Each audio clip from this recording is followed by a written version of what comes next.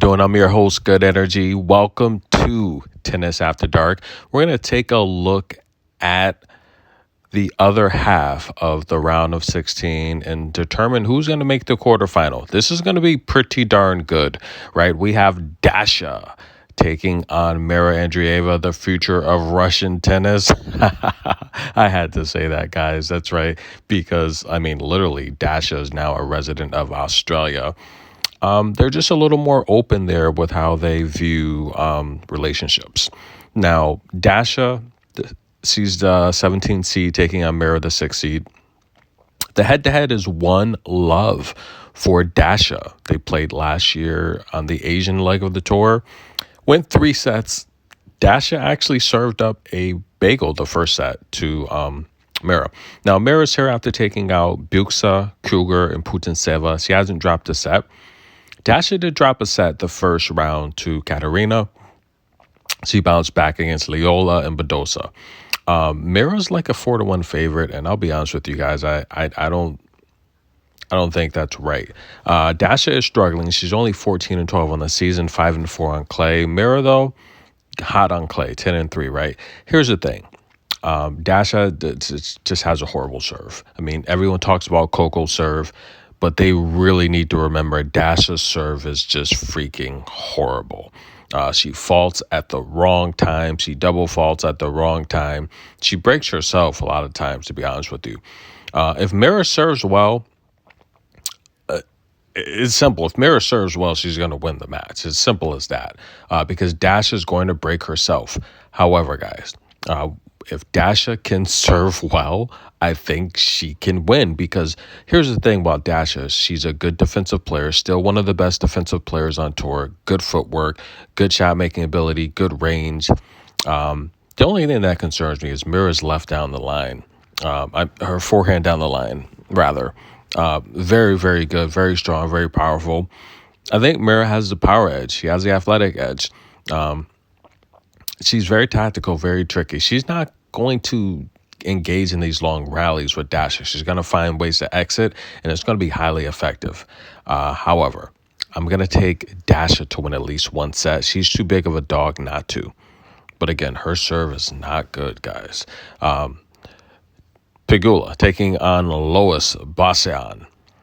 This is going to be a good match here. Here's the thing, though. I don't know if Lois has had time to recover, right? She had, was the back, lower leg, I don't know. She had so many things that seemed like wrong with her that match against Elsa. If Lois is healthy, I think she can beat Pegula. Why? Because she's very athletic. She's very strong.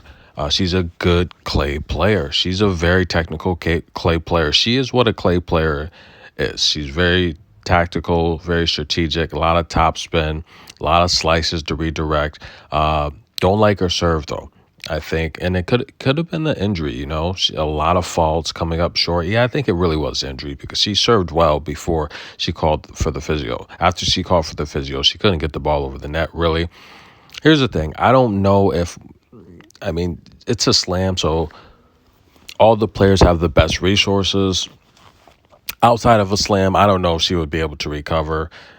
Since this is a slam, she's going to have the best treatment, the best resources possible.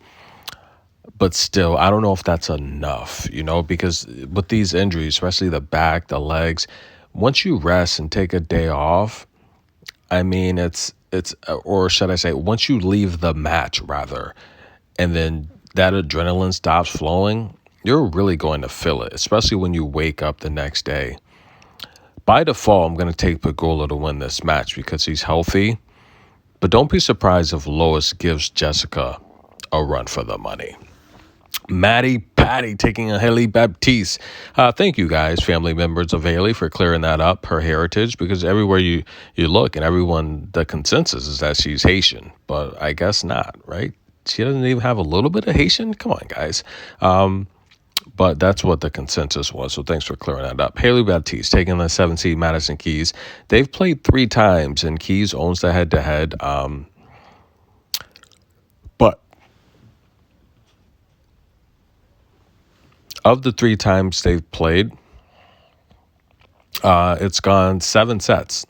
And I mean, Hailey's won 3 of the 7 sets. So she's been competitive, right? She's been showing for a while now that she is very skilled. And this is what I want the world to know about Hailey. Hailey's a really skilled player. And I'm telling you guys, Hailey knows how to handle that racket. She is very skilled all areas of the court. There's not many players skilled on tour. My advice to people watching Hailey play and watching these younger stars come up, watch out for Hailey, guys. I can't think of any of these young stars around her age or even younger that can handle a racket like her. She's very experienced. She's very skilled. She is highly skilled. Just look how she just handles that racket. She's comfortable. Her grip is great.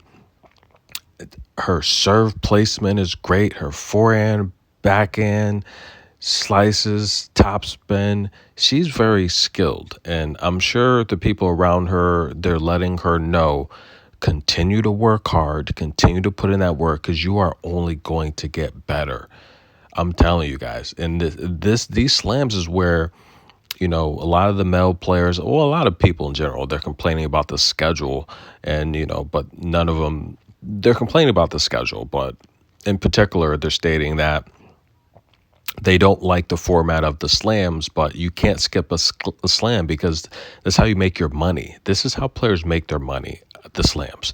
These 250s, 500s, they don't make any money playing them. And for the 1000s, you have to go deep to make a decent amount of money. The slams is where you make your money. And I'm so happy that Hailey has made it to the round of 16. And this is great. This is a great week for her. She's into the second week.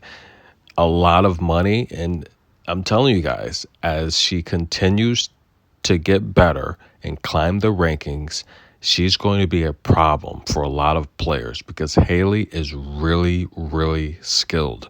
Watch her play. I'm telling you guys, she is a younger version of Ons Jabeur. She can make shots all over the court. She's one of the few players on tour besides Ons that has swag when she plays. That comes from confidence. That comes from experience. That comes from practice, hard work, and dedication.